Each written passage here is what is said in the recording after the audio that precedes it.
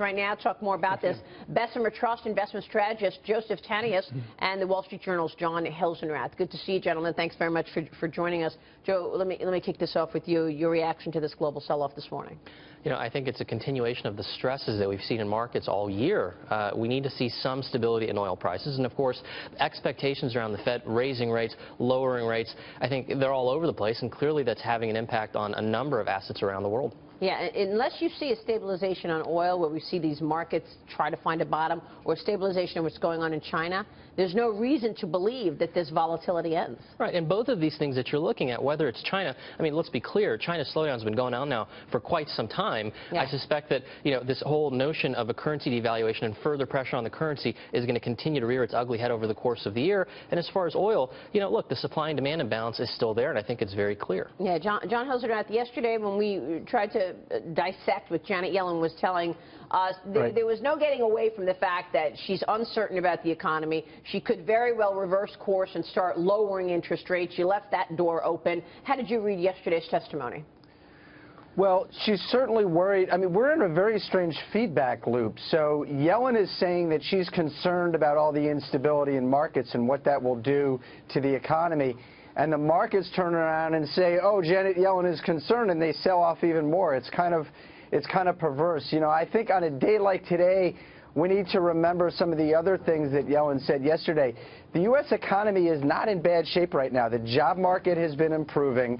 You know, if you look underneath the oil price declines, core inflation has actually been pretty stable, and growth after being very slow in the fourth quarter looks like it's picking up in the first quarter. So, you know, I think there's a lot of anxiety in markets right now. I don't see the kind of fundamentals driving a collapse the way we had in 2007, 2008. Yeah, I mean, look, I don't know.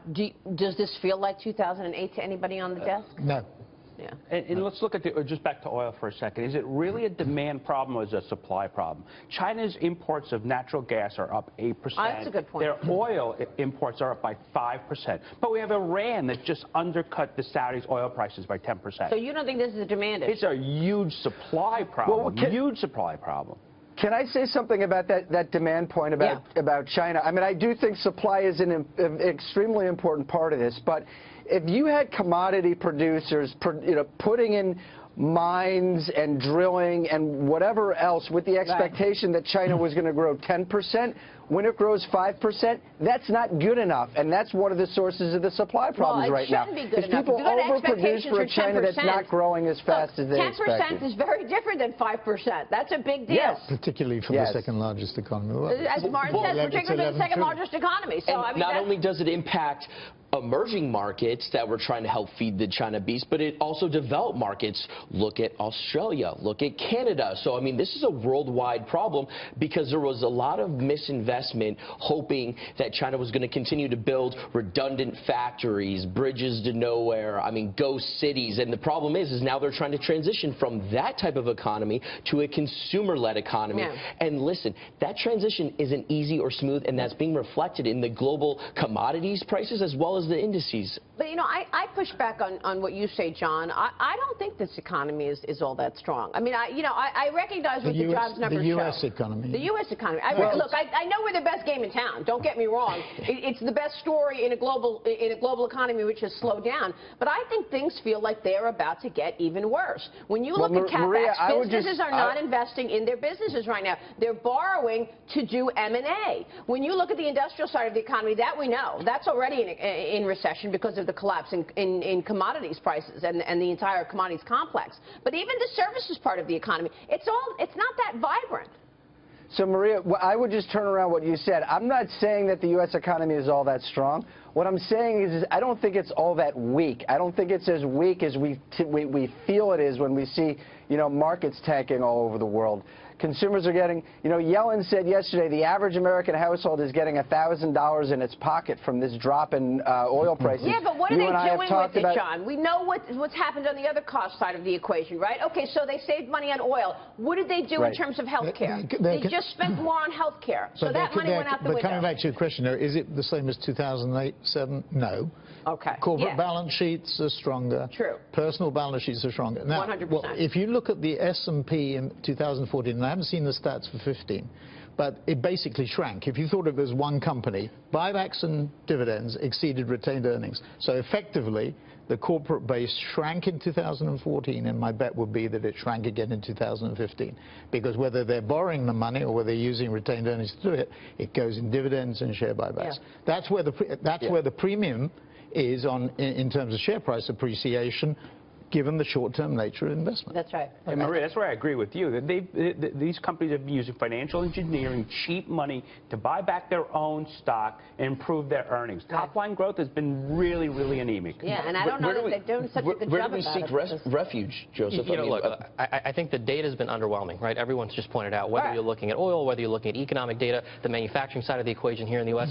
But the question we should all be asking ourselves is, do the underlying fundamentals justify these movements that we've seen in the markets? And I think this is where I agree with John. I don't necessarily believe that the underlying fundamentals are pointing to Armageddon or pointing to a recession. So this is about valuation. I think this is partly about valuation. It's partly about fear.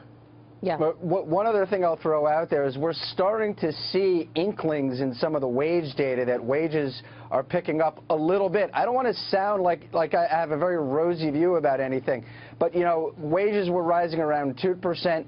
They're now going up maybe 2.5%. That's not great, but it's better than 2, and it's certainly better than 1.5 or nothing. Yeah, that's a great point. And all of these things, wages moving up, the fact that balance sheets are strong on the corporate sector and on the individual sector, will be really positive once there is a catalyst to turn the sentiment around. Once we get past over the fear factor. Once you get past, but getting us over that fear factor is an open question. It's tough, and I think we're in for a year of volatility. And by the way, look at where we are in the business cycle, right? This part of the cycle, it's gone a bit long in the tooth. It's clearly maturing. You've had a bull market now for I don't know how many years, over 200%.